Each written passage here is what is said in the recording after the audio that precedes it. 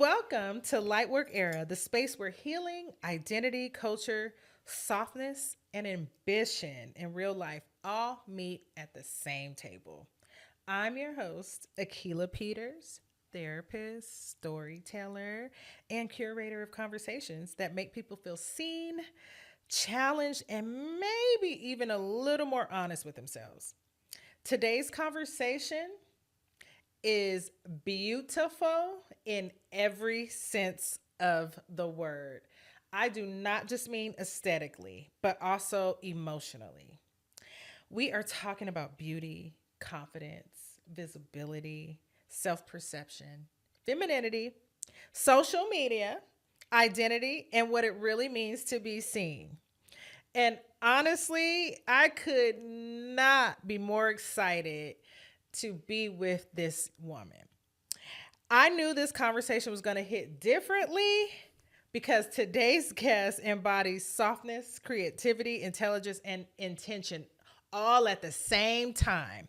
She's a Howard alum, beauty influencer, and creative who has built a platform rooted in expression, presence, and authenticity, all still remaining grounded. Lightwork Era family, I need y'all to really tap in to my boo, to Miss Aryana Williams. Yes. Ah, I love that intro. Oh my goodness. I'm definitely going to steal that and just replay it when I'm feeling it. Yes, yes. Thank you so much. I'm so happy to be here. I Ari. can't wait to get into the things. Yes, Ari. Part 2. Yeah, I mean, like, they don't even know. They ain't even knowing, but that's what we're going to dub this because Yes. it's meant to be for this to happen. Absolutely. So I'm so excited, so thankful for your yes. Thank you. Yeah, you're welcome. Your lip is popping, girl. It is by the one and only Ary Williams. Thank you very much. Thank you very Yes. much. But this is gonna be like a little natural because I'm wearing, kind of muted neutral tones today. Okay. So sometimes I would do a pop of color, but I'm gonna show what I usually do for like that soft glam, subtle, natural, everyday lip. Okay. This kind of has a little 90s feel to it because it's Okay. going to be a little bit more of a contour. I'm using my handy dandy mirror behind my phone. But this stick here is going to be a dual-sided lip liner, Charlotte Tilbury. So first I'm going to contour a little bit with the lighter side of the stick. I believe this color is going to be in deep if you're looking for this. It's like a sculpting contour. So the thing about this is it gives like that true neutral brown that most people are looking for. Yeah. That they used to always have in the 90s. 90s I'm definitely a 90s girl. Exactly. I remember some of my cousins telling me like they used to wear like dark brown or sometimes even just black. So going in with this, sometimes I do it a little messy because I'm kind of getting a lot of my color from this as well. Okay. And I'm almost just going to blend it out, making sure the color is on the lip too. Just like that. So you see it's almost just like brown all over the lip a little bit, but we left the center open. Now we're going to do a little double contour with the darker side. So this is where you're going to get more precise and you're going to get that defined line on the outer. Okay. I like to start at the meeting of my lips first, like this. So almost doing 4 corners first. And then that way, when I go like this, it creates an ombre effect from the sides. Then you're going to go to the top, close it out like that, and just connect it on the bottom.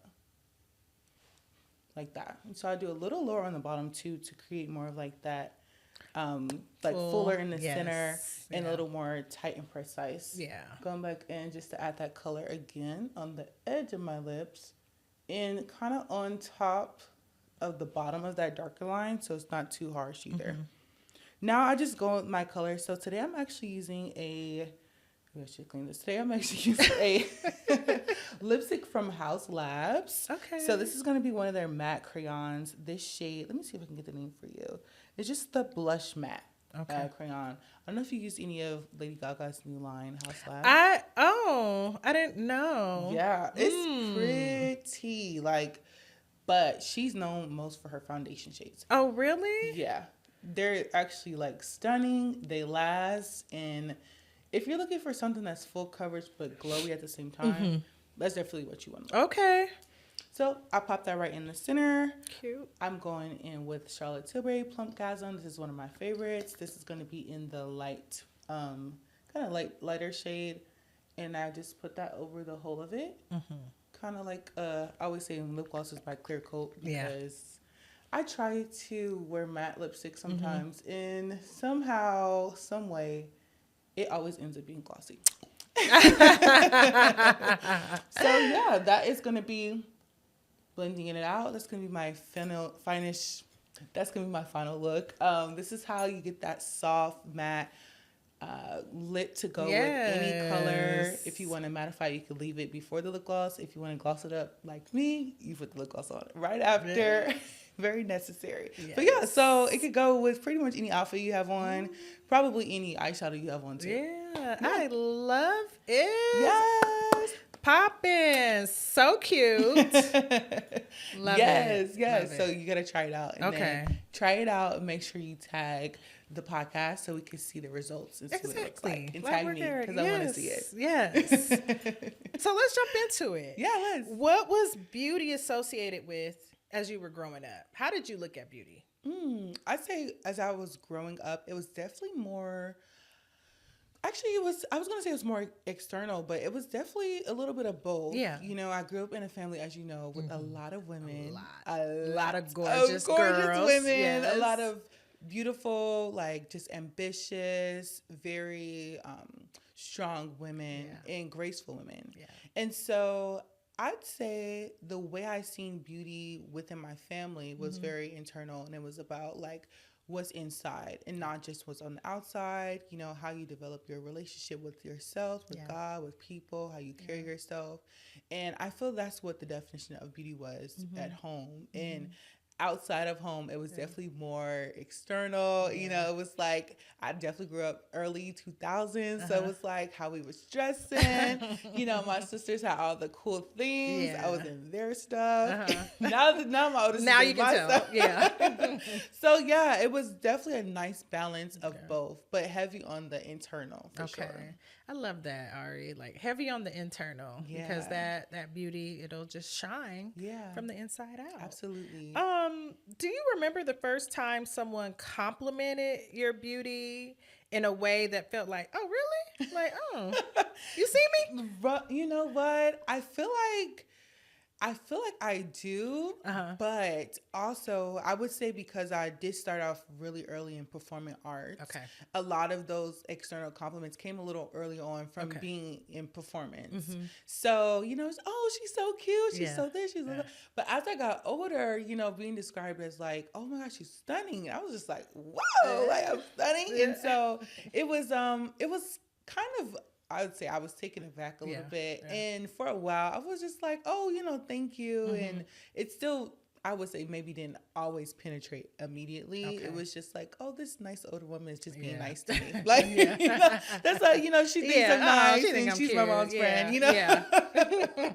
So, yeah, that's, I would say it definitely started basically on stage, but for real, those nice and just juicy compliments came from like my family, close friends, which felt even more, you know, special because they would see me from, you know, infant really to growing up. Yeah. So Absolutely. Well, speaking of stage, you've been on the stage for years and years and years.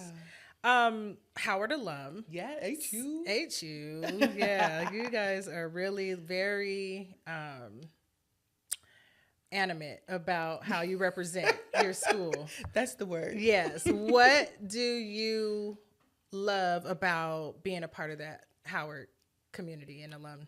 Ooh, there's so many things definitely to love about it. Yeah. I think the word community in itself is what I love most about it. It's one of those things where you can pretty much go anywhere and you can be strangers at first, but then when both of you guys know somebody from Howard or they went to, it's almost like an instant, like familial thing that just instantly happens. And I love that most about it. I also love what it taught me as far as just going for things. My story with getting into Howard is not as parallel as people may think. Really? Oh no, it's not. I didn't know I was going to Howard until So we were supposed to move in August. I didn't know I was going to July for sure. Oh, till July, like last minute. You was like, maybe. Was there somebody that else, was another school catching your eye? Well, no. So I got accepted into quite a few schools. I knew that I wanted to leave California. Okay. So my mom was like, "You sure you don't want to look into the UC?" I was like, "I'm positive." Right. And no shade to them. I just knew I wanted to leave. Okay. You know, so my application process, I did a lot of it on my own. In school, I did have a counselor who was just like, I don't know if you can get into it. I was like, girl, the GPA is there. It's GPA, yes. The Don't GPA play is with there. Me. And so I was like, okay, I feel like I'm going to have to figure this out by myself. So that's what I did. And I was actually blessed to have this substitute who graduated from Howard. And so I didn't know she had went to Howard. And one day we were talking. She was like, what are you doing next for school? And I was like, well, I was trying to apply for Howard, but I missed the deadline. She's like, girl, you need to get that together. Matter of fact, give me your application. So she knew someone who was there, and she helped set me up, helped me figure that out. And so after that had happened, it kind of pushed back when my decision can, be made, because obviously if you did early decision or I did do the Common app, but something had happened. Yeah. And it just didn't work out, but it worked out for all the other schools, which was interesting.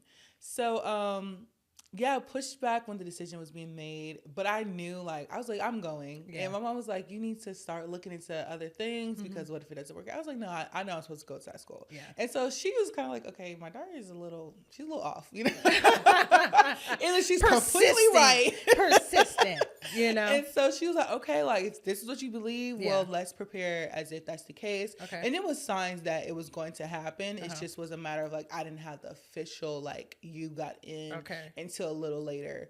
And so as I looked back, I was a little delusional and it worked in my favor. But I found out for sure early July, I want to say, which was still enough time. Yeah. Not that much time, but it was enough time because I was like, I already thought in my mind I was going, so I was prepared somewhat. Yeah. But then I could really get everything together. Yeah. So and then the Howard journey began, and that characterizes Howard in itself. Yes. Even when I found out, it's that's very Howard of that experience. Really? Yeah. Were you an art, drama major? What? Yeah. So I have my BFA is in acting. So I was a theater major. Okay. And that obviously was what I thought I was going to do. But I started out as a communications major. So I was like, should I go with the obvious decision, doing arts from middle school to high school? For sure. And it, I keep saying obvious because it felt like, okay, this is just too, I should try something else out. Yeah. And I ended up getting accepted into communications initially. And as much as I loved it there, I felt like if I was going to stay, I don't even think I started classes, but after going to orientation, I was like, okay, I could definitely see myself here, but it still felt like a little piece missing. Yeah. And I still felt like a yearning to be on the other side of the yard. So I believe I did the last audition for the acting majors. I did literally the last one. Are you kidding? Yeah, I did the last one, and it was I think it was on that Friday. I happened to fly in early. I stayed the full week before, and I did the last one, and I got in, and I just let me go to the admin building and figure this out. Yeah. Oh, Mom, by the way, she's like, what? So that's how that went. But BFA in acting. I love that, Ary. So what version of yourself do you think people are assuming? Like how you mentioned, my journey at Howard was different. What do people maybe assume about your journey, that you maybe have had things a certain way versus what is your actual reality? Yeah, I think the assumption is that, and I would say the assumption comes with the evidence of social media, but the assumption is that it all was just linear. Okay. It definitely was not linear. A lot of things, especially recent, have not been linear at all. And I'd say with that assumption, it's come with some just preconceived assumptions also about who I am. And so, we'll be deep into a conversation and oh, I didn't expect you to. I'm like, what in the world did you expect? Right? We didn't get to have a conversation Yes. yet. So I think that's the assumption, that everything just kind of is linear, and it was, I wouldn't say handed to me, but because I don't think anybody thinks that. I would hope not. Right. Because I work very hard. Work so hard. Yes, so I hard work for very hard. all the things. Yes, and I'm a champion for working hard, and I'm just a champion for boss women. Like, I just love to see the divas at work. Period. So I love it. Yes. Yes. When you said people see, moms, friends, like, oh, you're so beautiful. And then, like, of course, literally you are stunning. Thank you. You're welcome. But You as when well. did, okay, period, clock it. Like that.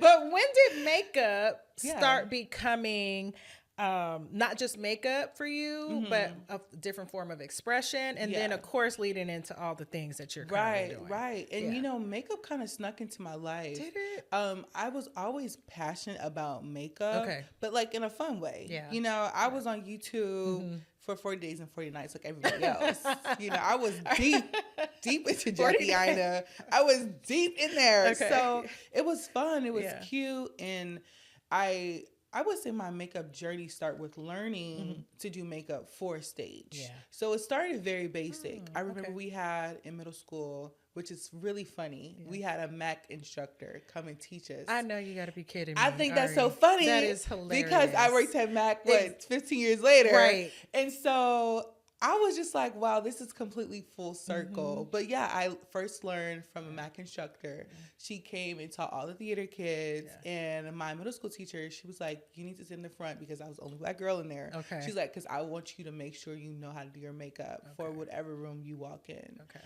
And I really appreciate that because, then I'm like, okay, I was in the front, not thinking anything of it. Yeah. But obviously that was just something that was so... It was such an intimate moment, I feel like, that we were able to share because I really was, honestly, the only black girl in most of my classes, middle school. So that's where it really started. Then it got, kind of took off more in high school. Okay. My mom, she actually didn't let me wear makeup for the most part. Oh, wow. I could wear eyeliner and I can wear lipstick. A little lippy. Okay. And I wore black wing eyeliner. And do you know the color Heroin from MAC? Of course. I think I just literally went and re-upped on that. I was wearing Heroin and Up the Amp, so it's like purple. It is like, it's that pinky, yes. So I was wearing that, no lip liner, no nothing, just eyeliner and purple lipstick, 7:00 in the morning. So had a great time with that. And then by the time I got into college, we had to take a theater arts for the stage makeup class. Okay. And I was like, oh, I love this. And it kind of made me get into more experiential, just trying things. We had an assignment where we had to do, find a picture of art and emulate it on our face. And so I did like a galaxy type thing. Okay. And I was like, wait, this is really cool. Yeah. And so I just took that and just started to do it on my own, was adding my friends' lashes before we went to the club, just starting like that. Like, sit still, girl. Exactly. Like, okay, I really don't know what I'm doing, but here we go. And so it really started like that. By COVID, we were all locked in the house. Yeah, I'm sure we all got a hobby. Yeah. Did you get a hobby? Yeah, I did get a hobby. You did? I don't do it anymore, though. Okay. But... it was just more so I was actually in the kitchen so much, like just cooking. Yes. I mean, I don't want to say I don't cook anymore.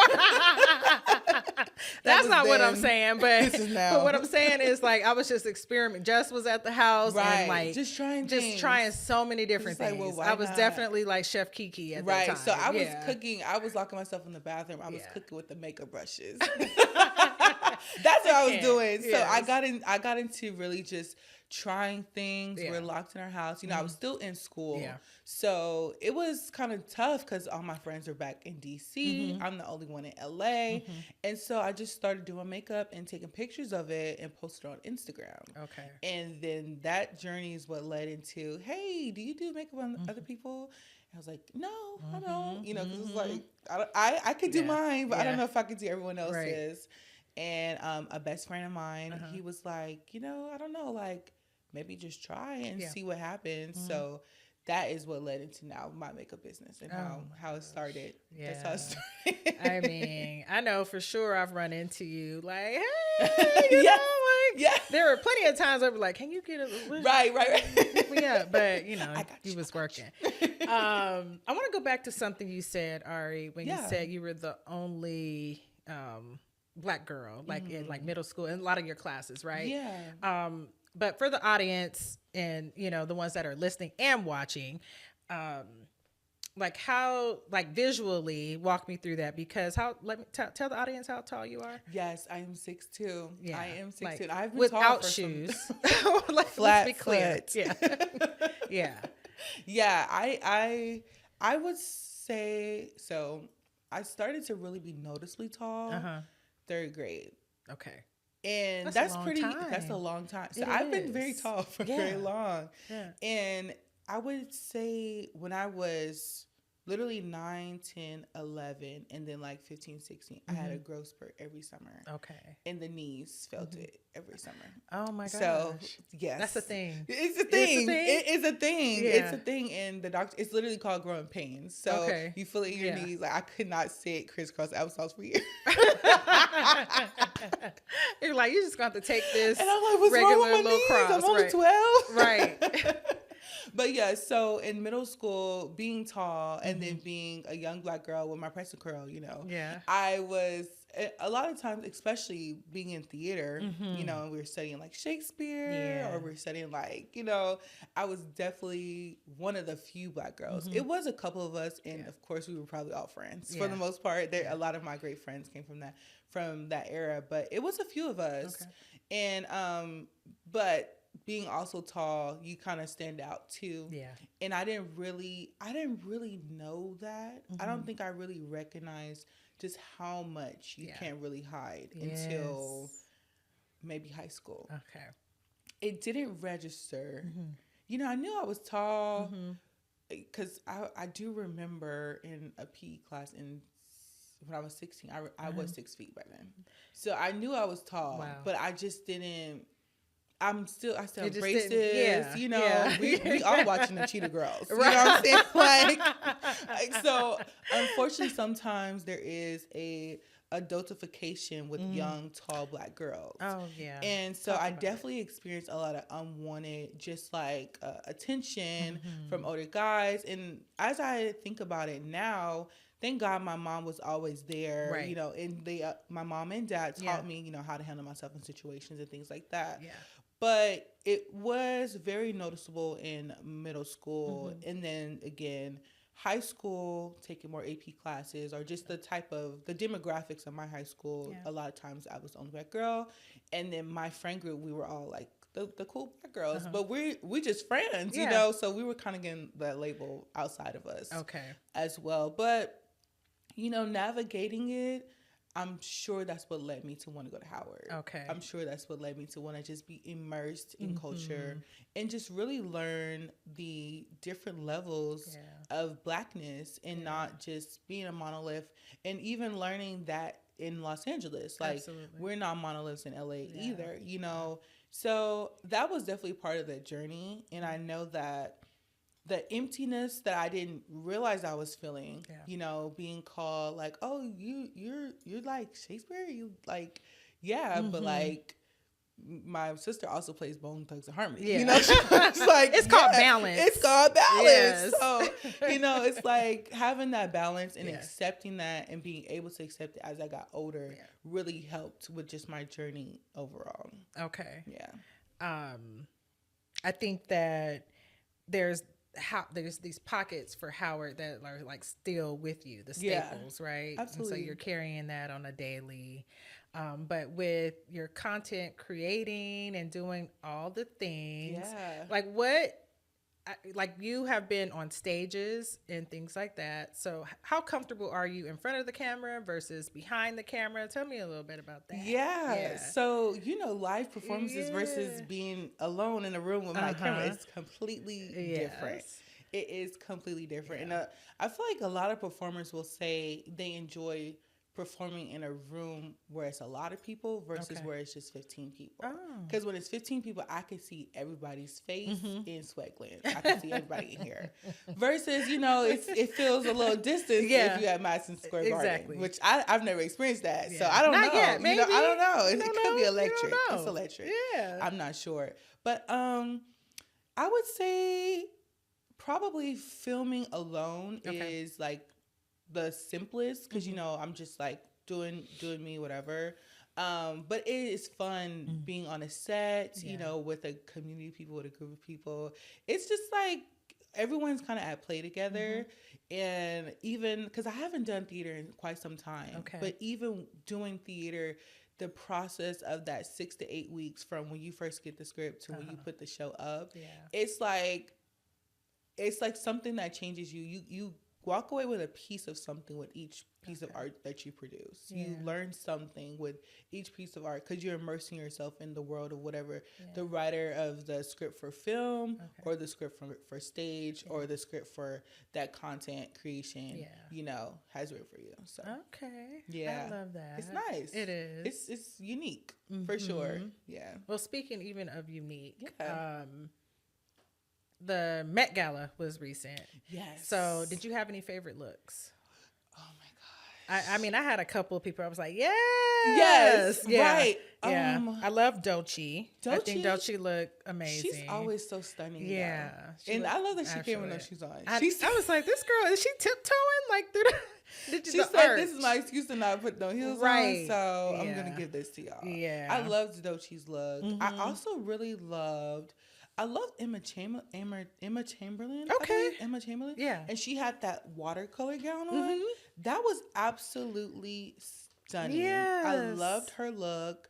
Of course, Beyonce. Yeah. She literally, it felt like everything kind of stopped. Yeah. And it was beautiful. Yeah, she looked gorgeous. I love the detailing of her gown, but I also love the story behind the piece that she used. Yes, with the skeleton. Yes, and there was a few more whose names I cannot completely recall, but I love Tiana Taylor's. Oh yeah. Well, they fun. said she was supposed to be like the melting snow or something like, or the abominable snowman, or maybe they were calling her that. I don't know.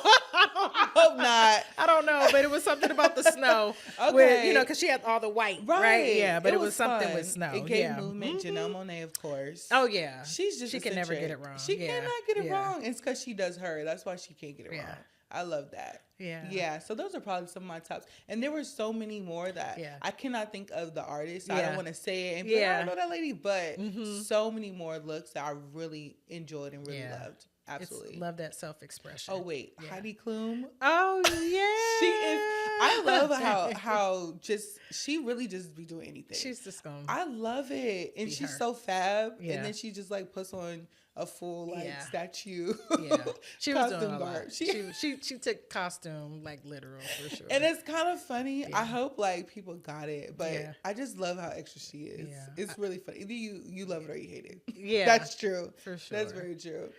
I saw Rihanna. Yes. With she was talking to a reporter, and she was giving the reporter her flowers and just saying, "Oh, you look gorgeous" and things like that.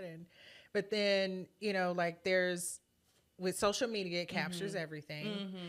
Do you feel and so I'm bringing that up to say that there was a moment with her and her sweetie, her and A$AP Rocky, where it just felt like maybe there was some other things happening. Right. Do you feel like social media is like one of those things that can highlight all the things going well and not so well? How do you curate social media for yourself? It will highlight and magnify everything, even if it's nothing. It's gonna highlight and magnify. Oh my gosh! Which we don't even know. Like she could have just been thinking about, dang, my foot hurt for like 2 seconds, but because of the angle, there's a full storyline that could be created. Yeah, so for sure. That's the thing too. Like along with what you asked me earlier, do you feel like people assume certain things about you without even knowing you? Right. I feel like we can do that with so many of our peers of people because each of us are our main character in our own world, and social media has kind of given us the ability to create our own celebritydom in our own our own world too. But I do feel, to answer your question, I do feel like you can kind of curate the life that you want to have or that you want it to look like without that being the truth too. For sure. Which is why it is important to be authentic, but to a certain extent to protect yourself. Yeah. Because we've seen artists who have shown authenticity and it's like now they're just continuously bashed. I feel like the best example of that is Meg Thee Stallion. Yeah. Oh it's my like gosh, she say can't it. do nothing. Yes. Like she can't say I don't like this. I don't. And obviously she has so many supporters, and I'm one of them. Okay, Yeah. I love me some Meg. Okay, hot girl. Hot girl, being a hot girl. Yeah. Being a hot girl. So it's just like, you know, we see so many different people, whether they're on high level like those superstars or just our peers, who can say something, do something the wrong way, and then it's completely taken out of context for good or for bad. Yeah. So absolutely can. It's a tool, but it's also a tool. Exactly. Speaking of Megan, with she dealt with a lot of public scrutiny, of course, and she's talked about it through her music, with how she was dealing with anxiety. Right. And do you feel like social media can hide some of those pressures? Like if you are really dealing with depression or anxiety, that we figure out ways to make it look like you still it's not, look like you're fine. Okay. Absolutely, I do. And there's definitely times, even for myself, where I can look at a picture and remember during that moment or that era where I was not okay. Yeah. And I would feel like, because people say, well, why act like you're okay if you're not okay? And it's not that I don't feel, I speak for myself, but maybe some other people too. I don't feel like people try to make it look like they're okay, but they try to bask in the moments of when they are okay. Yeah. And at the end of the day, most people don't want to post when they're not doing well because it may not be taken seriously or it may not even be acknowledged at all. And that can make them feel even worse. Yeah. So, yeah, I absolutely feel like social media can be a veil of what's really going on. Oh, yeah. And that's why, you know, that community and that personal just interaction is so much more important. Yeah. And I feel like we're in an era where people are really wanting and leaning back into community because there's so many different groups, startups. You know, we got run clubs, we got wine clubs, we got book clubs. Yeah, okay. I see. Okay. We got, and I've seen a whiskey tasting club for women. Like it's all women, whiskey tasting. That's I think cute. it's in Los Angeles. We got beauty clubs, and it's because people are really wanting that interaction and that real human connection because of how sometimes shallow social media can be, if you allow it. For sure. Well, how are you maintaining your authenticity, even though you are like the face of so many different things and aspects as a creator? Yeah, I'd say I don't want to say strategy, but what I try to do myself is include people. I feel like I'm much more talkative on TikTok. First of all. Like people are gonna see people. I'm always on TikTok. I did just see one of your TikToks. Yes, your I'm curly cut, all the things.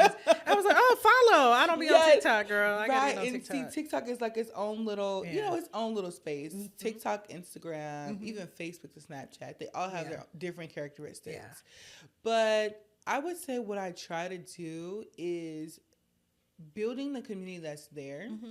So a lot of times as content creators, we see the numbers and we're like, oh my gosh, there's only 12 people like this. Or, you know, I only have, because I have technically a very low follower account. Okay. And I feel like I'm going to get to 10K by the end of the year. So I'm just going to put that out there. Yes, let's put that out there. Like, follow, and subscribe now. Thank you. Yes.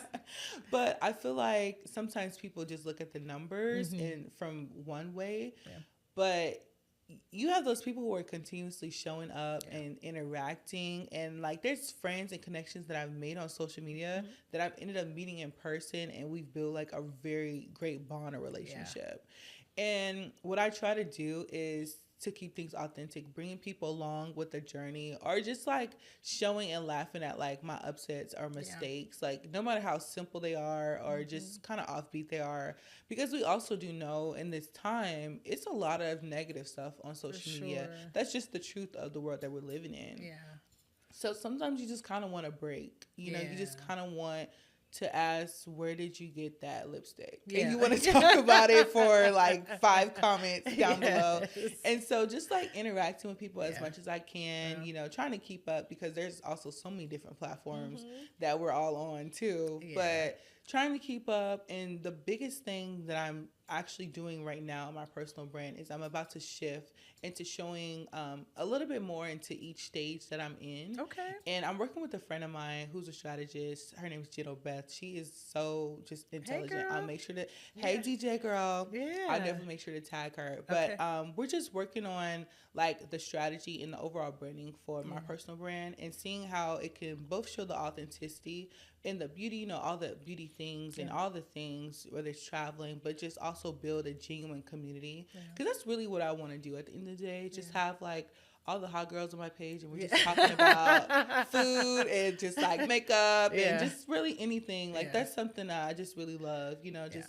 everybody's welcome. So everybody's welcome. Yeah. All the hot girls. good vibes. Yeah. Everybody, come on. Hello. Y'all. Well, speaking Let's of get those hot girls and people, who's influenced you? Like how you're showing up online, like who came before you or walking alongside you that you're like, oh no, they're that girl. Yes. How I'm showing up online very specifically. I mean, my OG influencer is Jackie. Oh, of course. That is my OG influencer. She's my OG. Yeah. So definitely always going to give her flowers. Yeah. And there's so many people who are doing it big now, who I see in between the Jackie Aina from, you know, from then to now. There's some creators.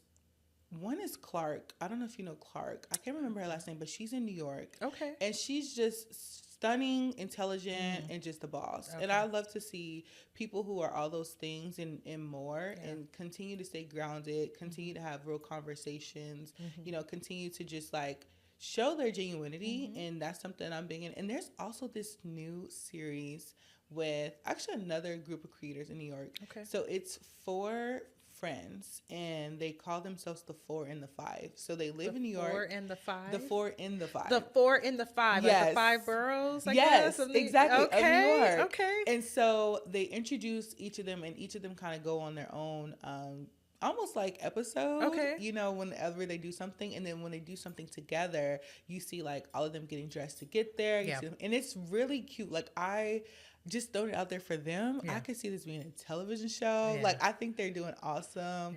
And so I would say those are my biggest influences right now. Just seeing people try things, and creatively people are doing insane things. Yes, you know, we're seeing the graphic designers, we're seeing the cinematographers, and then we're also seeing people like take a stab at AI. And it's like, you know, the sky is kind of the limit right now. So I just want to tap into that and just see what I can do.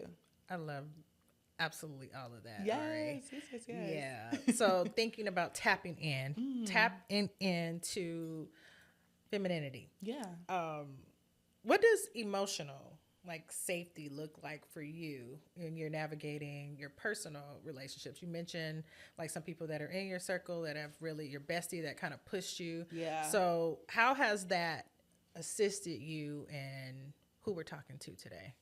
So what does emotional safety look like? Yeah, what is emotional safety? How has that helped you like be able to show up as the authentic version of you? Who's supporting you in that way? Ooh, I mean, from day one, literally my mom. You know, she is absolutely my biggest supporter. Yeah. And first of all, she's hilarious. So she just can't help that. She cannot help herself. But she's absolutely my biggest supporter. And even when there was times where I would say things or have ideas and she didn't agree with it or they didn't make sense to her, she would just give me the space to navigate that. Yeah. So I would say feeling safe emotionally. Yeah.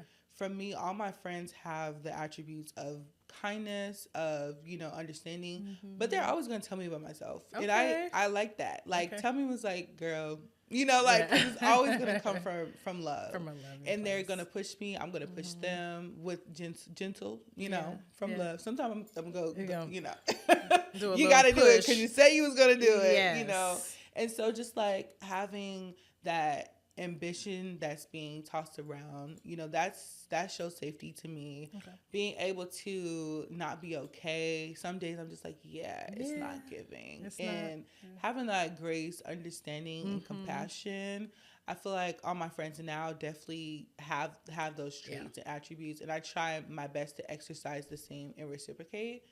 And just I would say something else is probably a little more unassuming. Most of the people around me are very adventurous and kind of have like this explore, like this let's go let's spirit. try it. I don't know, that sounds crazy. Let's try it tomorrow. Okay. So I think that is something that I don't know if I attract it or if I like it so much. So I kind of go after it. But most people in my life kind of have that why not? Let's try it kind of mentality. And that makes me feel good. Because they also know when to rein it in. Like, we don't have the resources for that. So sounds good. You can do that next year. Yeah. Maybe next year. Exactly. Yeah. So just that security and maturity, having conversations with depth, and sometimes having conversations without depth, and sometimes not saying anything. Just kind of sitting there. So that makes me feel safe. Absolutely. Yeah. Well, how are you protecting your peace right now? That's a great question. Yeah. Honestly, I feel like in this journey where I'm at right now, everything is not the way I thought it was going to go. Ooh. Hello? How was it Stop. supposed to go? It's definitely not the way I thought it was supposed to go. Especially, I graduated, my senior year was the first year of COVID or the second year of COVID. So the first year of COVID was in the middle of my junior year. Yeah. And hot mess. It was a hot mess. Yeah. It was a hot COVID mess inside the house. Yeah. So that was the biggest twist and turn for literally everyone. Yeah. From experiencing the death of my grandmother because of that, and just also experiencing a lot of losses and mourning dreams and mourning ideas and mourning plans. And I feel like as me and my friends, we kind of talk about it now, but I don't know if everyone really fully was able to mourn what they may have had planned that kind of got thrown off because of COVID. In for their lives or whichever, and then also celebrate the plans that came in its place. Yeah. So I'd say because everything is looking very different, and I'm in a completely different career than I thought I was going to be in, because I just knew, I was like, okay, so I'm going to do theater, then I'm going to do film. 1-2 punch, yeah. And now I'm in marketing. It's like, girl, what? Yeah. So it's like maybe communications was always the pullback in the first place. But I'd say the way I protect my peace most is just kind of saying, you know what? It's going to work out because it works every time. Yeah. Just kind of accepting that the journey is the best part of it and not just what you get at the end, And that is a constant battle for me because I love a plan. I love to have things. This is going to happen. Then we're going to make this reservation. And we're going to, and I like it mixed in with spontaneity. I do. But when it comes to life, like money, family, to me, it feels like it should be, clear. Clear. Clear. Thank you. And it's what's not. Going on? Right. Yes. And it hasn't been. Yeah. So the way I can protect my peace is understanding that I cannot control everything. Yeah. And literally God is in control. And that gives me peace because it's like, I ain't got to do it. You know, I put in my works so my faith isn't dead, and everything else, I just kind of let it go. Yeah. That's how I protect my peace for sure. In prayer. A lot of that. Yeah. And, you come from a praying family. Yeah. Aunt Irma was the best. Yeah. Miss her so dearly. Absolutely. So just even holding on to the principles and the things that you have grown up with have shaped your identity. Absolutely. Yeah. What does that look like for you now? Okay, for sure it's because of my family that I am what? Or because of some kind of positive influence? Ooh, I'd say for sure because of my family is why I am kind, is why I am Oh. graceful, Oh. praying. Yeah. I wouldn't say patient. No. You're like, not that word. Oh, That me and was that my- word do not get along. Child, let me tell you, me and Patience don't. We doing better. But is it the same for you? Ari? Yes, Yeah, it's the same over here. Okay. But yeah, Yeah. definitely just kind, understanding. And I would say very community centered. Okay. You know, Yeah. seeing my family and how big my family was, Yeah. you know, growing up on Sundays, because, you know, my mom was a pianist. Mhm. So she played the piano in Yeah. church. And knowing like, okay, after that, we're going to all of the houses. We're Yeah. going to eat dinner. We're Yeah. going to do this. And it was just kind of like that scheduled family communal Okay. moment. Yeah. And I think because of that, I was ingrained with Southern hospitality. For sure. And just making sure people feel welcome Yeah. and just understood, giving everyone a space to be. And my grandmother was very good at that. Mhm. You know, she was, my mom and I talk about it all the time, but she was very much so ahead of her time. Yeah. And even just how she was so crafty or just so, the ingenuity was crazy, Yeah. you know? So I think just that alone taught me all those different attributes for myself Yeah. that I now happily take on and hope to continue for myself. Yeah. You represent well. Thank you so much. Yeah. Thank you. You're welcome. A few more questions before we get into this lightning round. Okay. Well, what's something you feel that women keep perpetuating that might keep them drained? That we do, like in the beauty world or just showing up in the world as a woman? Yeah. Yeah. I would say a big one, which is actually beauty in showing up as a woman, but I noticed it in entrepreneurship. Okay. Saying yes immediately. Mm-hmm. Mm-hmm. Like, we need to ask more gosh, questions first. Yes. That clarity again. We need to ask a couple more Yeah. questions, because sometimes we say yes and then we get into it. We be like, wait a minute, Yeah. this is not what I thought. And there was definitely a season as an entrepreneur where I was just like trying to get out there. So I was just saying yes to everything I could because I didn't really know, you know, even with Lane with beauty I was going into, like, am I doing bridal? Do I want to be on set? Yeah. Like, what do I want to do? Yeah. So I was just kind of saying yes to all of it. And I definitely think that can just go and you know, jump across in women overall. And I feel like that's what leads to kind of our burnout, you know, because it's not that there's a conflict where most women, they end up biting a little bit more often they can chew. And it's not because they can't do it, but it's sometimes you just shouldn't. You should just rest. You know, you should just pace yourself because you're not missing out on anything, and nothing is gonna pass you. So I would say that's something that's definitely draining us. We need to ask more questions. Nothing's gonna pass us up, right? No, not if it's yours. Not if it's yours. Yeah. And you're probably already on the right track. So just keep on pushing. Yes, keep on going. What does soft life mean to you? Ooh, that's, Is there such thing for you as a soft life? Like when you hear, even just hearing that. Because it's thrown out there. Yeah. But how do we embody that? How are you maybe curating a soft life? For myself? Yeah. I definitely dream of one. I don't have it yet. Okay. But I think for me, what my soft life will look like is options. Like, I have the option to, I can go into work, or I can work from home. Or I can just clock in for a couple hours and then fly out to Mexico. Get a little enchilada, a little something. Drop the kids off myself, or call a driver now. Yes. But just like options, Yeah. I feel like options are also a luxury, you know, because some people sure. don't have the option. You know, you just kind of have what you got. Yes. And I think that when you grow up kind of in a way where you have to just use what you have and be resourceful, it teaches you creativity, which is awesome. But I do think the opposite side of that is the soft life, where you can just get the thing that you actually want, or you actually have the actual resource. Okay. So I think resources and options are is living a life of softness. Yeah, definitely. I think it is. Oh yeah, that can help you keep you grounded. Yeah, you know, putting those people in place to do the things. Right. That is definitely a dream of mine to have. I've always wanted a chef. Ooh. And I mean, these things are attainable, Right. and, you know, because they exist, right? Exactly. But I really do want like a personal chef, like for real, for I real. think you're gonna get that. I think, okay, yes, you better And say can I it. come over? You can, yes. Come over. Like, what do you want? I think you're gonna get it. Yes. Chef, whoever is about to hook us can up. We fix out some plantain? Yes, exactly. Oh my gosh. Yeah, I think you're gonna get that.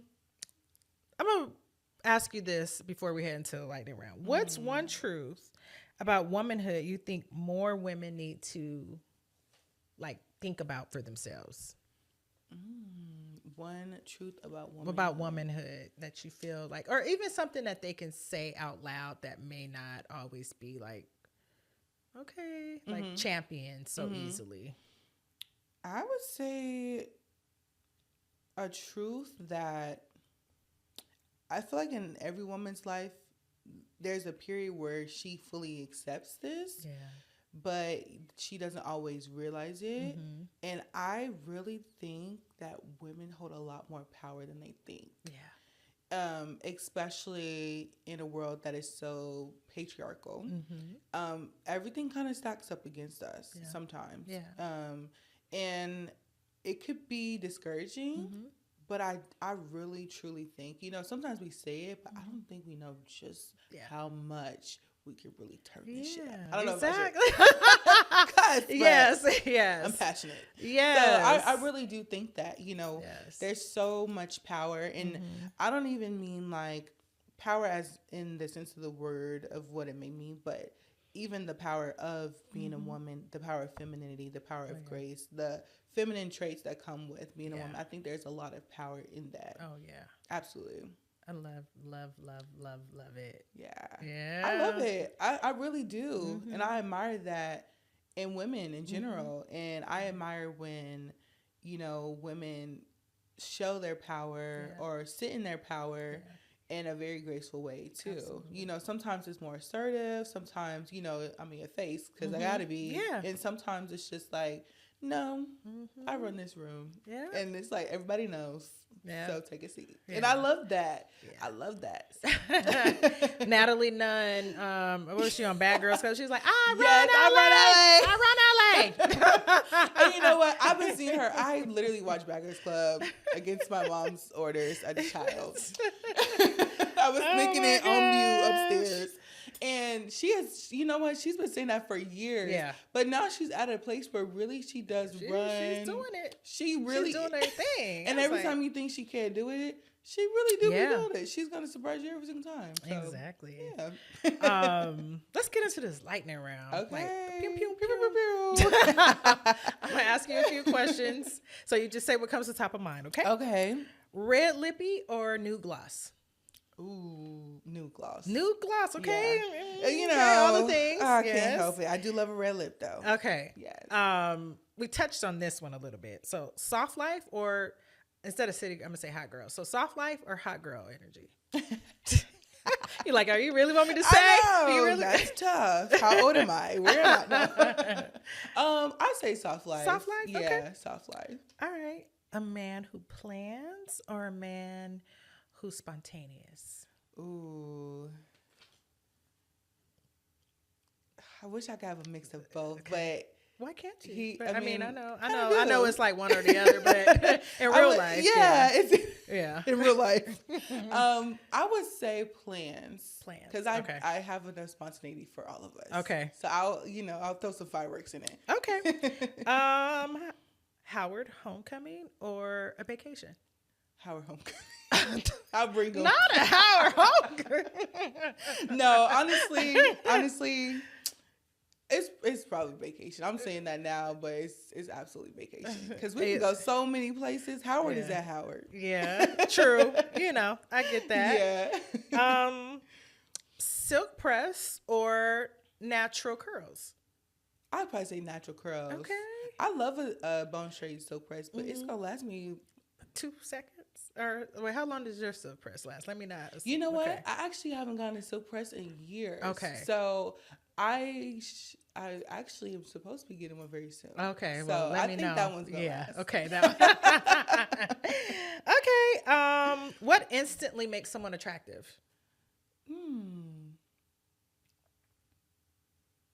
I would say probably confidence. Confidence. Yeah, Okay. I like that. Yeah. Yeah. Mm-hmm. What's one thing women should stop apologizing for? Ooh. For being big, just like for being themselves. Yeah. And apologizing, trying to be more palatable. Yeah. I feel like women should stop apologizing Yeah. for just being you. Yeah. It's you, girl. It's you. You go ahead. Yeah. You got it. I love that. A song that describes the current era you're in. Oh, man. You can pull anybody I out. wish I had a song. I feel like I might have a show, but I don't know if Okay, I have a I'll song. take a show. You take a show? I'll take a show. I've been knee deep into Insecure. I feel like that's where I am right now. When she's figuring it out and she's about to get it together and she throws her block party. I had to run it back because I don't remember the exact ages, but I think I'm at the ages where the characters were supposed to be. Yeah. It kind of feels like that. I feel like, okay, so they were alum of Stanford, I think, in the show. Oh, okay. Or in real life, one or the other. Yes. Okay. In the show, I think so. So I think they might be a little older than you. Because they went back I don't remember I'm not in the episode where they go back for the anniversary and they think Kelly's dead. Oh, yeah. Oh, I don't know if I was an Insecure girl every week, all the time. That was my show. waiting for it. So now watching it, I feel like I'm digesting it too fast because we were like we would watch the show, then I would go on Twitter to see what everybody was saying, and we would see the conversations, and then at one point they had the after show conversation. But I feel like Insecure right now just because she's just going through like figuring it out. All characters are literally going through that. Oh, for sure. Yeah, so that's kind of what it feels like. Okay, I'm gonna do a quick follow up with that one then because the ending. So the ending with Issa specifically. Right. What was your take on that? With who she ended up with, child. You see where I might be leaning, but how did you feel or what did you think about that? You know what? When I watched it again as a, with my like acting major eyes and theater eyes and writer eyes on it, I could tell that the storyline was always going to end with her back with Lawrence. Okay. Because you have to ask, well, why are we so deep into his storyline? Okay.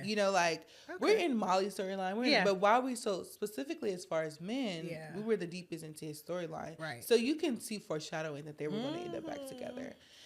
I kind of wanted Issa to be single for a little bit. I kind of wanted her to be alone for a little bit. Yeah. But, now she has a bonus child and she had... It's just the mix of, like, her... The baby mother of Lawrence's son was her friend. It's too much. It was trash. I just it's too many other men in the world. Yes. Maybe your man is in... I don't know. Condolences, whatever. Condolences to her. Yes, absolutely. Yeah, I just wasn't. But a lot of people champion for that. A lot of people are like, no, they were meant to be. Yeah, and the truth is, like, watching it again, she should have just had a little more patience and grace, or she should have just parted ways before she did what she did. Because it could have, it could have been like they separated. She's like, I need you to figure this out because I can't take the pressure. They probably would have got back together in like 6 months, a year. Probably, but now we never know. Now he got this whole little person running around. And she said, "I'm done." She's not writing anymore on that. She's not. She said, "Insecure is a wrap." That was the story, y'all. I think, and I read something or watched it, and she said she actually had the ending that way because she knew that's what the world wanted to see. Like really? Yes, I gotta find it. I'll send it to you. Okay. I thought she knew all along. I think I don't know if she was in an interview because she does a lot of interviews. I love watching her interviews. Yeah, so she said that in one of them. Like, no, it wasn't decided. Like, okay, So, okay. But then, would you rather her be with Nathan? I did not. No, wait. Nathan was the bipolar disorder. No, I didn't want her to be with him. Yeah, I actually probably would have wanted her to be with Daniel. I think I know. Like out of all of them guys, he was Lawrence, yeah. But I don't know. I just feel like I have thoughts on that. okay, we're gonna have to talk. I have thoughts. Okay, all right. So last question: what's one word you want attached to your name when people leave your presence? Ooh.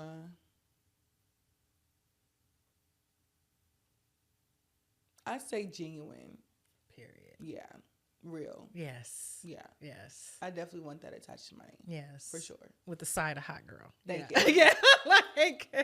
And little red lip. Oh my goodness. I love this. Yeah. Ary, I am so appreciative of you. Round two, we Round knocked two. this out. I love this for both of us. Yes. This conversation was so necessary. Absolutely.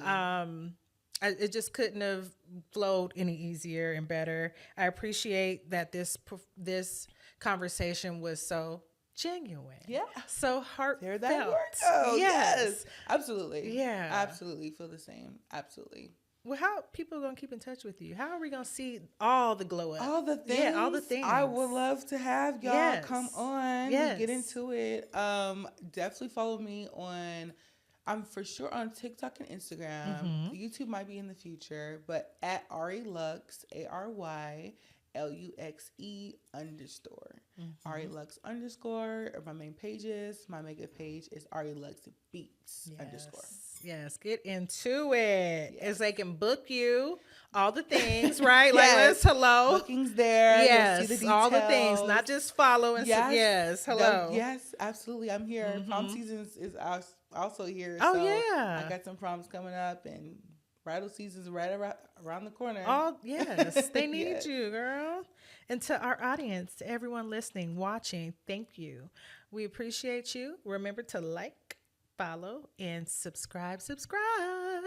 Until next time, Lightwork family. See you later.